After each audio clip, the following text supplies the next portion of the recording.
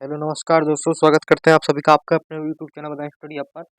तो आज की क्लास में मैं आपको बताऊंगा कि एक बहुत ही इंपॉर्टेंट क्वेश्चन रहता है और ये आपको 4 नंबर देकर जाता है। कितने नंबर देकर? 4 नंबर। फर्स्ट पार्ट यानी फर्स्ट चैप्टर आपका गणित में उसका क्वेश्चन है, सिद्ध कीजिए कि अंडर रूट 3 एक अपरिमेय संख्या है। ठीक है, 4 नंबर बहुत ही आसानी से आपको मिल जाएंगे, बस मेरी ये क्लास देख जाना आप और बिल्कुल एंड तक वीडियो देखना। ठीक है, देखो स्टेप बाय स्टेप समझाऊंगा। 4 नंबर देखो थोड़ा लेंथी रहेगा, तो लेंथी को थोड़ा छोटा, मतलब ज़्यादा लंबा भी नहीं ज़्यादा छोटा भी नहीं, बस 4 नंबर लेने भाई तो कुछ तो लिखना ही पड़ेगा ना मैम। तो देखो सबसे पहले आपको क्या करना है, मान लेना। देखो इसमें सिद्ध करा रहा है आपसे कि ये कह रहा है कि अंडर रूट 3 एक अपरिमेय संख्या है, ये बताओ, सिद्ध करके बताओ क्या है या नहीं है। तो सबसे पहले आपको क्या करना है, इसका उल्टा मान लेना है। क्या मान लेना है? माना माना अंडर रूट 3 एक परिमेय संख्या है। परिमेय परिमेय संख्या संख्या है, परिमेय संख्या है। ठीक है, माना, ये मान लिया आपने। अब ये जब मान लिया आपने तो देखो परिमेय संख्या मतलब क्या होता है, जिसको हम पी बटे क्यू के रूप में, ए बटे बी के रूप में, यानी बटे के रूप में जो लिखी जाती है वो परिमेय संख्या कहलाती है। जो बटे के रूप में नहीं लिखी जाती वो अपरिमेय संख्या कहलाती है। यानी परिमेय संख्या क्या है, बटे के रूप में लिख सकते हैं हम। तो यानी अगर अंडर रूट 3 को मैं लिखूं, तो अंडर रूट 3 को अगर मैं ए मान लूँ, चलो ए बटे बी के रूप में लिख सकता हूँ। ए बटे बी के बटे के रूप में लिख सकते हैं ना परिमेय संख्या को। तो परिमेय संख्या अंडर रूट 3 मानी हमने, तो हम ए बटे बी के रूप में लिख सकते हैं। ए कॉमा बी यहाँ पर सहअभाज्य संख्या है। कौन सी? सहअभाज्य सहअभाज्य संख्याएं संख्याएं हैं संख्याएं हैं तथा बी का मान कभी भी यहाँ पर जीरो नहीं हो सकता। अगर बी का मान यहाँ जीरो हो जाएगा तो ये बटे के रूप में लिखी नहीं जा सकती। ठीक है, जो बी है, अगर मैं बी का मान यहाँ पर जीरो रख दूंगा तो क्या इन्फिनिटिव अपरिभाषित संख्याएं निकल के आएंगी, जिसका कोई तोड़ ही नहीं होगा, जिसका कोई मान ही नहीं होगा। ठीक है, वो संख्या निकल के आएंगी। ठीक है, ठीक। अब आपको अगला स्टेप क्या करना है, यहाँ से अगला स्टेप करना है, इन दोनों का वर्ग कर देना है। यानी दोनों तरफ वर्ग करने पर क्या लिखना है आपको? दोनों दोनों तरफ। एक चीज और समझ लीजिए, आपकी सहभाज्य का मतलब क्या होता है? सहभाज्य का मतलब होता है जो संख्याएं या स्वयं से कटेंगी या तो एक से कटेंगी। यानी ए और बी जो संख्याएं हैं, या तो ये स्वयं से कटेंगी या एक से कटेंगी, अन्यथा किसी भी संख्या से ये नहीं कटेंगी। सहभाज्य का मतलब ये होता है। ठीक है, और जो जोड़ों से हो, जोड़े यानी जोड़े लगातार जो संख्या है वो सहभाज्य संख्या कहलाती है। या एक से कटे या खुद से कटे, सहभाज्य संख्या है वो कहलाती है। अब इनका दोनों तरफ वर्ग कर दीजिए आप। तो क्या लिखेंगे? दोनों तरफ वर्ग करने पर, दोनों तरफ वर्ग करने करने पर कर दोगे तो क्या हो जाएगा? अंडर रूट 3 का स्क्वायर बराबर ए प्लस बी का होल स्क्वायर, ए प्लस बी का होल स्क्वायर हो जाएगा। अब ये स्क्वायर से अंडर रूट कट जाएगा तो बाहर निकल के आएगा 3। ठीक है, ए का स्क्वायर क्या हो जाएगा यहाँ पर? ए स्क्वायर, बी का स्क्वायर, बी का स्क्वायर। ठीक है, अब इसकी कैच गुणा कर देंगे हम, ऐसे ऐसे कैच गुणा, तो ए स्क्वायर बराबर क्या हो जाएगा यहाँ पर? 3b² आ जाएगा। और अगर हम और लिखना चाहें तो ये 3 को एक के स्क्वायर के बटे में भी ला सकते हैं। तो a² बटे 3 बराबर b²। यानी अगर सही से लिखोगे तो क्या लिख सकते हो आप? b² बराबर a² बटे 3, पलट के लिख लिया।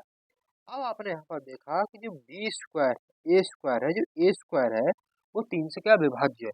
3 से विभाज्य, यानी ये कट जाएगा 3 से, तभी तो 3 इसके बटे में आया है। ठीक है, यहाँ पर क्या करना है, यहाँ पर कोई मान भी हो सकता है। ए स्क्वायर का मतलब, तो अगर मैं 3 रख दूं तो 3 का स्क्वायर कितना? 9, 9 3 से विभाज्य है। अगर ये मान लो, यहाँ पर रफ काम कर देता हूँ मैं, ये 3 है, क्या है?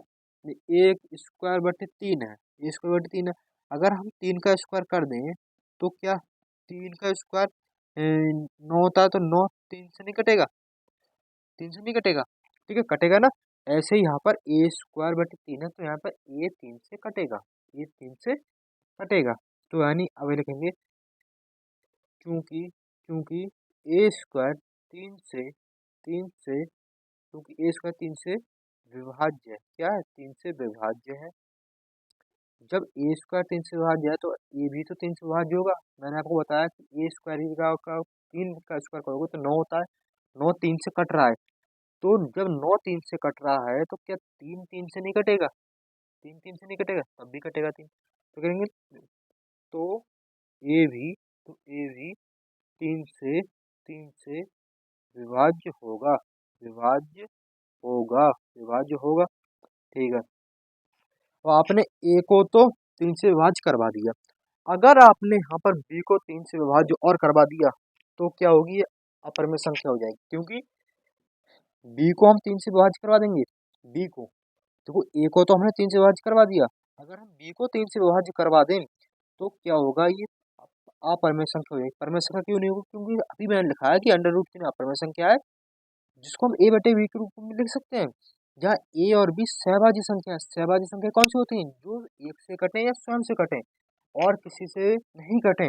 लेकिन अगर आपने ए स्क्वायर को 3 से विभाज्य करवा दिया और बी स्क्वायर को भी 3 से विभाज्य करवा देते हैं तो ये अपरिमेय संख्या हो जाएगी, क्योंकि अभी मैं आपने पढ़ा था कि सहभाज्य संख्याएं सिर्फ एक या स्वयं से कटती हैं, लेकिन यहाँ ए और बी दोनों 3 से कट जाएंगी, एक से नहीं कटेंगी, दोनों 3 से कट जाएंगी। ठीक है, तो फिर परिमेय संख्या क्या बात करेंगे। ठीक है, तो आप क्या लिखेंगे, तो क्या लिखेंगे, इसको मान लो समीकरण नंबर 1।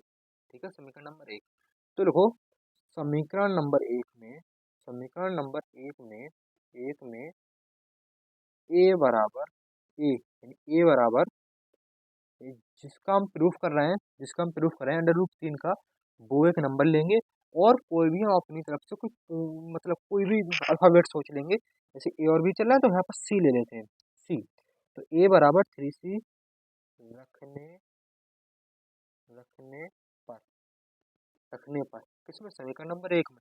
समीकरण नंबर 1 कौन सी, ये है, तो ए बराबर ए की जगह हम 3c रख देंगे, तो बी स्क्वायर बराबर ए की जगह क्या रख देंगे हम, 3c, तो 3c का स्क्वायर हो जाएगा बटे ये 3 है ही, तो बी स्क्वायर बराबर क्या होगा, 3 का स्क्वायर 9 और सी का स्क्वायर सी स्क्वायर बटे 3, 3 एकम 3, 3 तियां 9। ठीक है, 3 तियां 9। अब क्या होगा, अब बी स्क्वायर बराबर सी स्क्वायर बटे 3c स्क्वायर आया, बी स्क्वायर बटे 3c स्क्वायर आया। अब 3c स्क्वायर आया, देखो मैं इसको यहाँ पर कर देता हूँ। ठीक है, यहाँ कर देता हूँ, 3 स्क्वायर सी स्क्वायर आया। अब बी स्क्वायर बराबर 3c स्क्वायर आया, तो सी स्क्वायर यहीं जाने तो बी स्क्वायर बराबर बटे 3 और सी स्क्वायर सीधे करके लिख रहे हैं, तो सी स्क्वायर बराबर बी स्क्वायर बटे 3, 3 आ गया।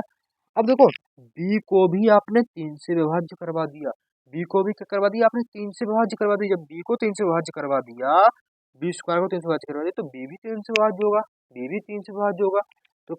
तो क्या लिखेंगे हम, चूंकि बी स्क्वायर 3 से विभाज्य है, 3 से विभाज्य है, तो बी भी 3 से विभाज्य होगा, 3 से विभाज्य होगा होगा सॉरी। ठीक है, अब आपने क्या पढ़ा था कि ए और बी तो सहभाज्य संख्याएं थी।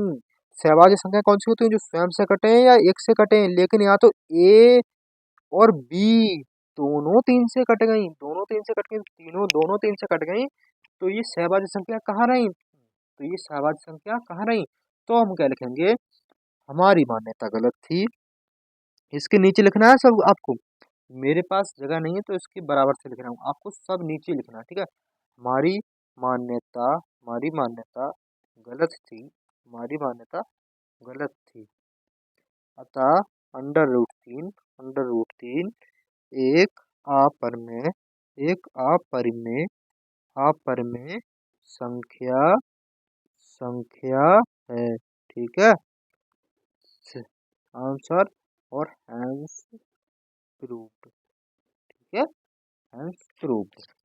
ठीक है, क्योंकि यहाँ पर बी स्क्वायर और ए स्क्वायर दोनों क्या हो गई, किससे कट गई, 3 से कट गई, लेकिन ऐसा नहीं होना था, क्योंकि ए और बी तो सहभाज्य संख्याएं थी। जो सहभाज्य संख्याएं या तो स्वयं से कटती हैं या एक से कटती हैं, वो किसी भी संख्या से नहीं कटती हैं।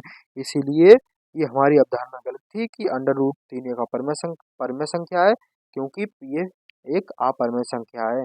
इसी कारण से ये ए बटे बी के रूप में नहीं लिखी जा सकती। ठीक है, अंडर रूट 3 ए बटे बी के रूप में नहीं लिखी जा सकती। तो आई होप आपको ये क्लास समझ में आई होगी। तो वीडियो लाइक कर देना, चैनल को सब्सक्राइब कर देना और अपने दोस्तों के साथ वीडियो शेयर कर देना। मैं तो शानदार वीडियो के साथ, नमस्कार, धन्यवाद, जय हिंद, सत श्री अकाल, टेक केयर।